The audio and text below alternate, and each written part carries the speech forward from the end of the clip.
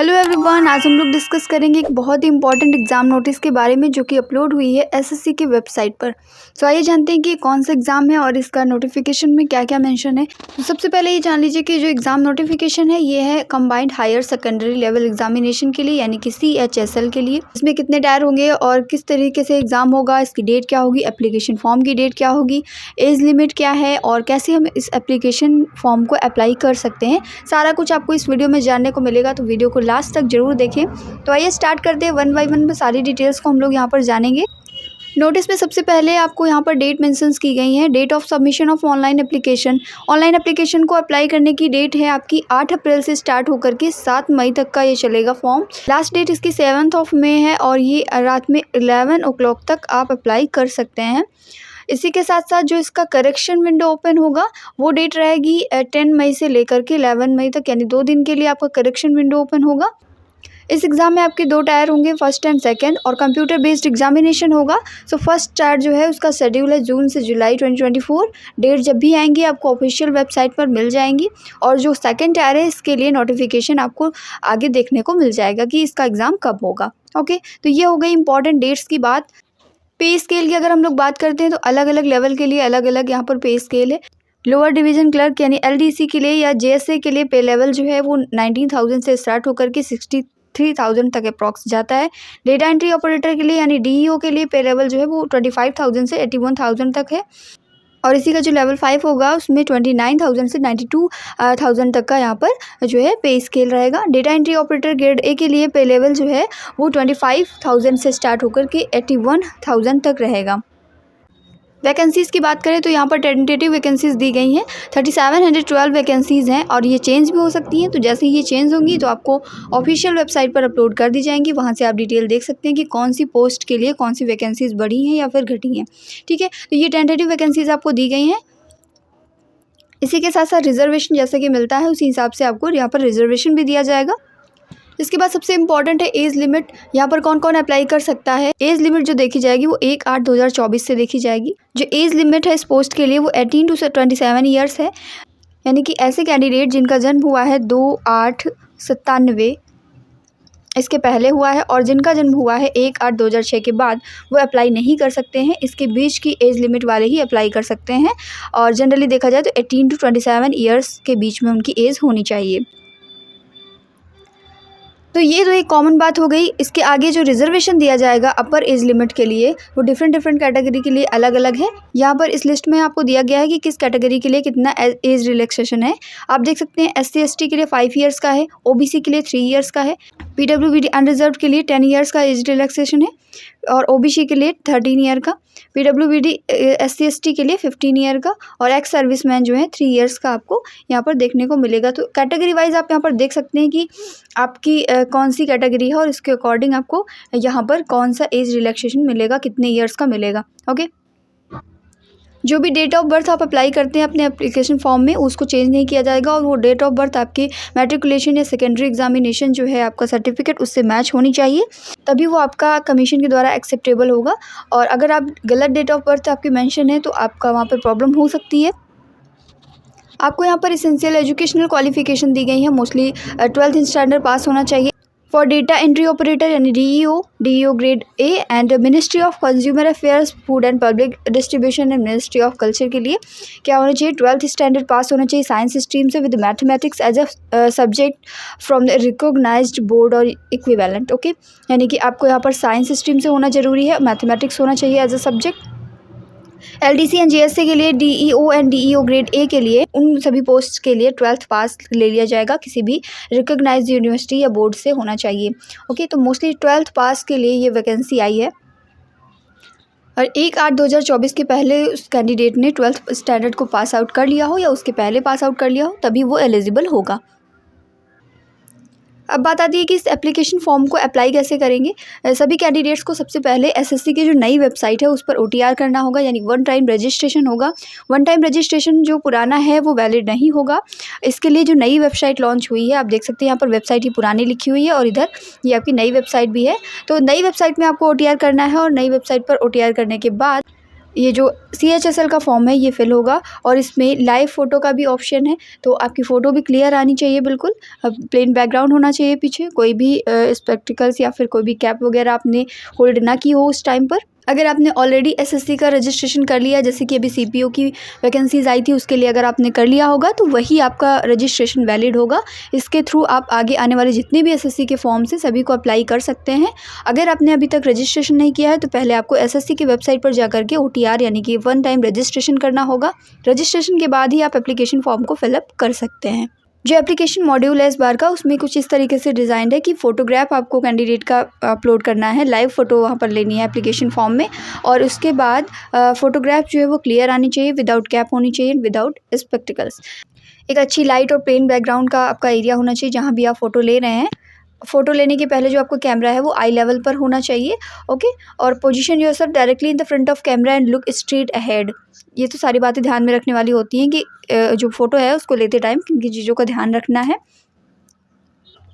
इसके बाद most important चीज़ ये है कि candidates are required to upload the scanned signature in JPEG और JPG फॉर्मेट। आपको यहाँ पर साइज़ दिया गया है कि 10 to 20 KB का ही आप सिग्नेचर यहाँ पर अपलोड कर सकते हैं। फ़ोटोग्राफ तो आप लाइव लेकर के अपलोड करेंगे, बट जो सिग्नेचर होगा वो 10 to 20 KB का आप अपलोड करेंगे। इमेज की डायमेंशन आपको दी गई है, विड्थ एंड इसकी हाइट।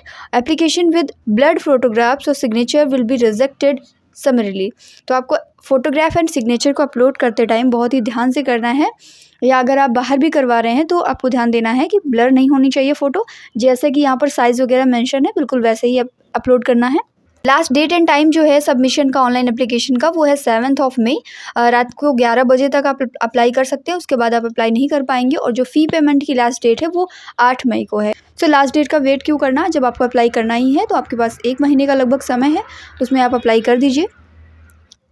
बात आती है एप्लीकेशन फ़ी की, तो जो फ़ी है यहाँ पर 100 रुपीज़ है। बट जो विमेन कैंडिडेट्स हैं, इसके अलावा शेड्यूल्ड कास्ट हैं, शेड्यूल्ड ट्राइब्स हैं, पर्सन विद बेंचमार्क डिसेबिलिटीज़ हैं, एक्स सर्विसमैन हैं, उनके लिए कोई भी फ़ीस यहाँ पर नहीं है, 0 फ़ी पर अप्लाई होगा। और इसके अलावा अदर जो हैं उनके लिए 100 रुपीज़ यहाँ पर फ़ीस रखी गई है। ऑनलाइन फ़ीस को कैंडिडेट पे कर सकते हैं अप टू 8 मई। इसके बाद इस नोटिफिकेशन में सेंटर्स की भी डिटेल दी गई है। एग्जामिनेशन सेंटर कहाँ कहाँ पर बनेंगे, जो CR रीजन है उसके आप examination centre and centre code देख सकते हैं। तो आपका जो भी रीजन यहाँ पर आता है उसके अकॉर्डिंग आप देख लीजिएगा। ईस्टर्न रीजन जो है उसमें इतने सारे आते हैं। इसके बाद में आप देख सकते हैं यहाँ पर कर्नाटका केरला रीजन वाले ये सभी सेंटर्स बनेंगे। मध्य प्रदेश सब रीजन्स में ये सभी भोपाल वगैरह है, ग्वालियर, इंदौर, जबलपुर। और नॉर्थ ईस्टर्न रीजन जो है NER वाले ये सभी हैं आपके। और इसी के अलावा NR वाले जो रीजन है देहरादून, हल्द्वानी, रुड़की, दिल्ली ये सभी आ जाएंगे। नॉर्थ वेस्टर्न सब रीजन्स में आ जाएंगे चंडीगढ़, मोहाली, हमीरपुर जैसे सभी सेंटर्स। और इसके बाद साउथ रीजन में भी आपके दिए गए हैं, वेस्टर्न रीजन है। तो इस तरीके से आपको सेंटर डिटेल्स भी दी गई हैं कि कहाँ पर कौन कौन से सेंटर्स अवेलेबल हैं। जब आप अपना एप्लीकेशन फॉर्म अप्लाई करेंगे तो उस टाइम पर आपको 3 सेंटर्स चूज करने का ऑप्शन दिया जाएगा। आप अपनी प्रायोरिटी के अकॉर्डिंग उनका ऑर्डर रखेंगे, जैसे कि आपको फर्स्ट सेंटर जो भी चाहिए उसको फर्स्ट प्रायोरिटी पे रखेंगे, उसके बाद सेकंड, उसके बाद थर्ड। और इस सेंटर को चेंज करने का कोई भी रिक्वेस्ट एक्सेप्टेबल नहीं होगा, तो ध्यान से सेंटर भी चूज़ करिएगा। एग्जामिनेशन की स्कीम की बात करें तो कंप्यूटर बेस्ड आपका एग्जामिनेशन होगा, 2 टायर्स में होगा। और यहाँ पर first tier and second tier होगा आपके एग्जामिनेशन का। जो आपका फर्स्ट एग्जामिनेशन होगा उसके लिए जो डिटेल्ड स्कीम आपकी दी गई है सब्जेक्ट वाइज यहाँ पर है। 4 मेन सब्जेक्ट होंगे आपकी, English language, general intelligence, quantitative aptitude and general awareness. सभी के 25 क्वेश्चंस होंगे। और सभी कितने मार्क्स के होंगे, 50 मार्क्स के, यानी कि एक क्वेश्चन जो है आपका वो 2 मार्क्स को कैरी करेगा, ओके। टोटल 60 मिनट्स का यहाँ पर आपको टाइम मिलेगा, ठीक है। 60 मिनट के अंदर आपको ये पूरा पेपर करना है। इसके बाद में आपको यहाँ पर लिखा गया है कि जो टायर फर्स्ट एग्जामिनेशन है उसमें ऑब्जेक्टिव टाइप क्वेश्चंस होंगे, यानी MCQ क्वेश्चंस होंगे। केवल क्वेश्चंस जो हैं हिंदी, इंग्लिश और अदर लैंग्वेज में भी देखने को मिलेंगे, जैसा कि आपने अपने एप्लीकेशन फॉर्म में अप्लाई करते टाइम फिलअप किया होगा। And there will be negative marking of 0.5 marks for each wrong answer. हर एक रॉन्ग आंसर के लिए आपका 0.5 मार्क जो है माइनस हो जाएगा। तो ध्यान से क्वेश्चन पेपर करना है क्योंकि नेगेटिव मार्किंग भी है यहाँ पर। इसके बाद हम लोग सेकंड एग्जामिनेशन की बात करते हैं, तो यहाँ पर मेनली 2 सेशंस हैं, first session and second session. First session की बात करें तो इसमें 3 सेक्शंस हैं, सेक्शन फर्स्ट और आप यहाँ पर देख सकते हैं सेक्शन सेकंड, इसके अलावा में सेक्शन थर्ड। और जब हम लोग बात करेंगे सेकंड सेशन की, तो इसमें आपका सेक्शन 3 रहेगा, मॉड्यूल 2 रहेगा। ओके, तो किस तरीके से ये है पूरा देखते हैं यहाँ पर डिटेल में। सबसे पहले आप देख सकते हैं कि जो हमारा सेशन 1 है, उसका जो सेक्शन 1 है, उसमें मॉड्यूल 1 में मैथमेटिकल एबिलिटीज़ होगी। ये सभी जो डेटा आपको दिया गया है, इसकी फुल सिलेबस जो है हम लोग इस वीडियो में अभी देखेंगे लास्ट में। नंबर ऑफ़ क्वेश्चंस 30 होंगे। इसके अलावा मॉड्यूल 2 जो है उसमें रीजनिंग एंड जनरल इंटेलिजेंस पूछा जाएगा एंड नंबर ऑफ़ क्वेश्चंस 30 होंगे, यानी कि टोटल 60 क्वेश्चंस यहाँ पर होंगे एंड 60 × 3, हर एक क्वेश्चन 3 मार्क्स का है, यानी 180 मैक्सिमम मार्क्स का यहाँ पर पेपर होगा आपका। टाइम अलाउड 1 आवर्स होगा ईच सेक्शन के लिए। In the same way section 2 जो है आपका मॉड्यूल 1, उसमें इंग्लिश लैंग्वेज एंड कॉम्प्रिहेंशन पूछा जाएगा, 40 क्वेश्चंस होंगे। और यहाँ पर मॉड्यूल 2 में जनरल अवेयरनेस पूछी जाएगी, 20 क्वेश्चंस होंगे, यानी टोटल 60 क्वेश्चंस होंगे। तो अगर यहाँ पर मार्क्स की बात करें तो 60 × 3 यानी 180 मार्क्स का यहाँ पर ये पेपर होने वाला है। सेक्शन 3 की बात करें तो मॉड्यूल 1 यहाँ पर कंप्यूटर नॉलेज मॉड्यूल होगा, 15 क्वेश्चन यहाँ पर होंगे और ये होंगे 45 मार्क्स के। सेकेंड सेशन में सेक्शन 3 जो है आपका मॉड्यूल 2, वो स्किल टेस्ट होगा, यानी टाइपिंग टेस्ट होगा। इसमें समरी टाइप में आप यहाँ पर देख सकते हैं कि जो टायर 2 है उसमें 3 सेक्शंस इंक्लूड होंगे और हर एक में 2 मॉड्यूल्स होंगे। सेक्शन 1 में आप देख सकते हैं 2 मॉड्यूल है। पहला module mathematical abilities, second module है रीजनिंग एंड जनरल इंटेलिजेंस के लिए। सेक्शन 2 जो है उसमें फर्स्ट मॉड्यूल इंग्लिश लैंग्वेज के लिए कॉम्प्रिहेंशन और सेकंड मॉड्यूल जो है वो जनरल अवेयरनेस का होगा। सेक्शन 3 में मॉड्यूल 1 कंप्यूटर नॉलेज टेस्ट के लिए होगा और मॉड्यूल 2 स्किल टेस्ट या फिर टाइपिंग टेस्ट के लिए होगा। ये जो दोनों सेशंस हम लोगों ने पढ़े ना, सेशन 1 एंड सेशन 2, ये सेम डे एग्जाम होगा आपका। इंडिकेटिव सिलेबस आपको दिया गया टायर 1 के लिए। इंग्लिश लैंग्वेज की अगर हम लोग बात करें तो यहाँ पर spot the error, fill in the blanks, synonyms, homonyms, antonyms, spelling, detecting misspelled words, idiom phrases, one word substitution, improvement of sentences, active passive voices of verbs, conversion of direct indirect narration, shuffling of sentences, parts shuffling of sentences in a passage, cloze passage and इसके अलावा comprehension passage भी आपसे पूछा जाएगा। General intelligence के topics आप देख सकते हैं इसी तरीके से।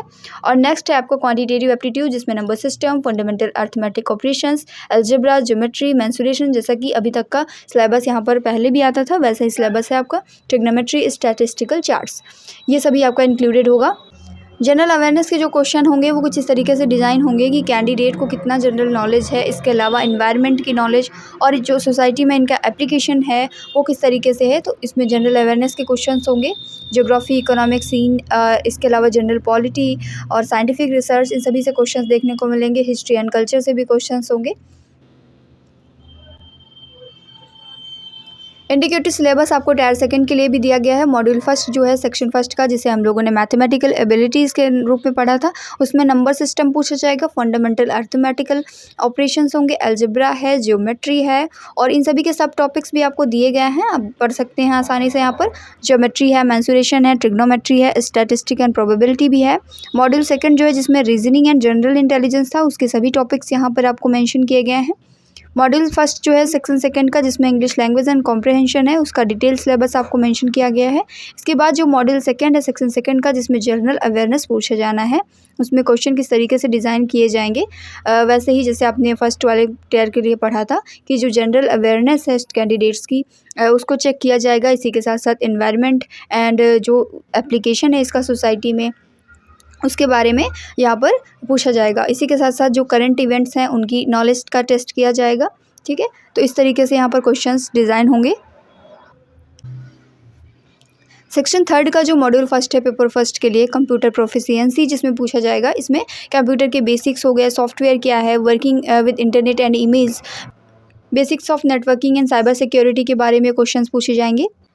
सो CHSL के नोटिफिकेशंस के रिगार्डिंग हम लोगों ने यहाँ पर मेन पॉइंट्स को जान लिया है कि एप्लीकेशन फॉर्म अप्लाई करने के लिए हमें किन किन चीज़ों का ध्यान रखना है और क्या क्या चीज़ें यहाँ पर मेंशंस हैं, जैसे कि सिलेबस है इसका और एलिजिबिलिटी क्राइटेरिया क्या है। अगर आप एलिजिबल हैं तो इस फॉर्म को जल्दी से जल्दी अप्लाई कर दीजिए लास्ट डेट के पहले।